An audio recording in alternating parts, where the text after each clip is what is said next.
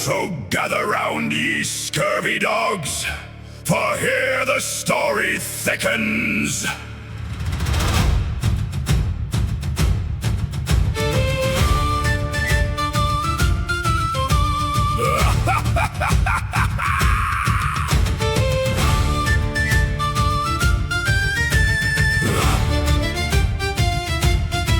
Through white mist charged the three of us, old George, Makar, and me. And as we ran, the air turned dark as if death had come to feed. And through the gloom we saw at last a sight that froze the heart. Blind Mel stood bruised on blackened stone, her dead all torn apart. Her skeleton crew lay broken there, their bones in splintered heaps. And only Captain Bones still stood, though barely on his feet. Before her stood a woman cloaked in black and silken shade, her face half hid beneath a hood, yet terror in her wake. Gold chains wrapped tight around her form like shackles worn with pride, and from them rose two monstrous claws of shadow at her side. The whole fight raged on Temple Stone, a black forgotten isle, while all around the darkness moved as if the void would bite. Hey! Heave, boys, heave, though no sea could touch that place, we found a blind monk standing there with death before her face. Heave, boys, heave, let the black chains rattle and ring, for some men fight with sail and shot, and some were shadowed things.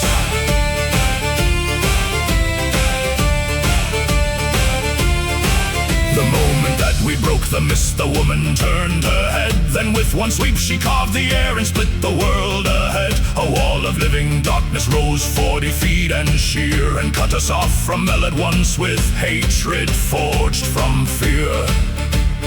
I charged it first like any fool and smashed into it hard, then climbed the bastard wall itself with fury as my guard. Makar came next on spider legs, George leapt like mountain stone, and where we touched that cursed black wall the dark sank through our bones. George dropped first with sword held high and drove it at her skull, but shadow claws rose up and caught the strike before it fell. Mel answered with a flurry fast, her fist a hammer rain, yet still the bitch stood smiling there and did not show the pain. Hey, heave, boys, heave, though no sea could touch that place, we found our blind monk standing there with death before her face. Heave, boys, heave, let the black chains rattle and ring, for some men fight with sail and shot, and some with shadowed things.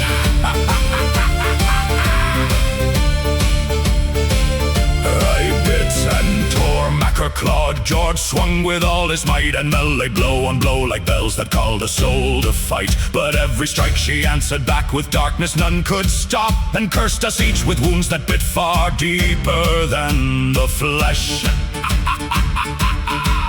Captain Bones was first to fall and crumble into dust. Then Makar's bird was torn apart and vanished into smoke. Yet still we fought, for no damn witch would claim us in that place. And Mel at last struck true and hard and stunned her where she swayed. Then George raised high his mighty blade, and with a grin called Roots, the forest burst through blackened stone and hurled the woman up. She fell straight down upon his sword, and there was skewered through. The steel drove up between her legs and pinned her fast in place. Heave, boys, heave, though no sea could touch that place, we found a blind monk standing there with death before her face. Heave, boys, heave, let the black chains rattle and ring, for some men fight with sail and shot, and some with shadowed things.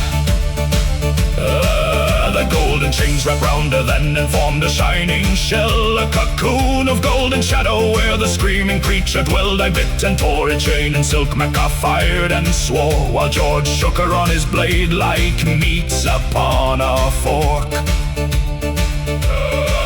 Then where the blast of blackened force she burst a cocoon wide, and rose again a giant thing with four dark claws unfurled. The chains lashed out like living snakes to rip and drag us down, but we stood firm and answered back with everything we had. Mel struck for Bones with every blow, Makar filled her with shot. I tore in deep with fang and hate, while George cut through her claws. Then Mel stunned her, George launched her high and drove his blade up true, right up her booty hole. And when he ripped it free at last, she dissolved into the mist. Heave, boys, heave, though no sea could touch that place. We found a blind monk standing there with death before her face. Heave, boys, heave, and mark me, lads, this thing. We gathered bones, we took back Mel, and marched toward war for the book. We gathered a full Captain Bones and all his fallen crew, took Mel by hand and through the white mist once again we flew. For we had not crossed moon and death and shadow, blood and pain, to leave without that damned old book. But the war ahead's another refrain.